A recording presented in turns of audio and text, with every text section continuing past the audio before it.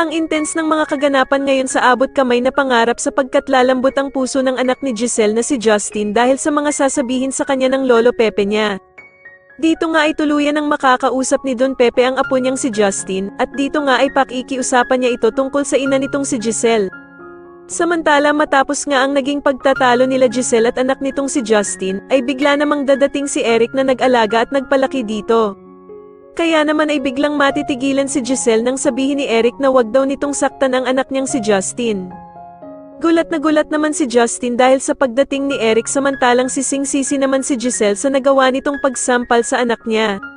Samantala ay ipagkakatiwala naman ni Doc Carlos ang asawa niyang si Lynette kay Doc Denise dahil sa siya nga daw ang makakatulong sa kanya.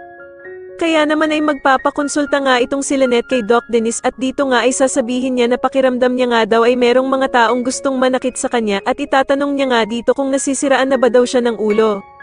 Sa kabilang banda naman matapos nga ang naging panggagamot ni Doc Denise kay Lynette, ay bigla nga itong mapapadpad sa Japan kasama si Annalyn at makikita nga din nila doon si Doc Lyndon.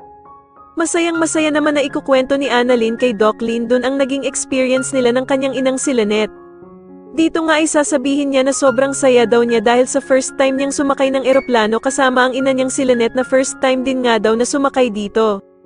Samantala ay bigla namang tatanungin ni Doc Lyndon si Annalyn kung ano ba daw ang unang naiisip nito kapag nababanggit ang salitang Japan.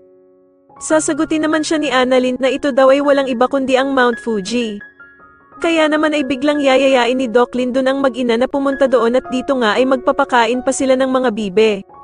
Hindi naman nila inaasahan na naroroon din pala ang bruhang si Moira at makikita nga ni Annalyn ang gloves na maiiwan nito sa lamesa kung saan sila uupo. Wala naman silang kaalam-alam na pagmamay-ari pala ni Moira ang gloves na ito at dito nga ay susundan siya ni Annalyn para ibalik ito sa kanya. Sa kabilang banda naman ay tatanungin ni Eric si Justin kung ano na daw ang plano nito matapos nang malaman ni Giselle na siya ang anak nito. Pero sasagutin naman siya ni Justin na wala daw siyang ibang balak dahil sa kinalimutan na niya ang ina niya at pinatay na nga daw niya ito sa isipan niya. Sa tingin niyo ano na naman kaya ang binabalak ng bruhang si Moira sa pagsunod nito sa Japan kila Annalyn at Lynette? Mas lalo na nga talagang nagiging exciting ang mga susunod na kaganapan kaya naman ay mas lalo pa nating abangan ang mas lalong gumigandang abot kamay na pangarap. Maraming salamat po sa inyong panonood at sana po ay masubscribe niyo ako. Maraming salamat po.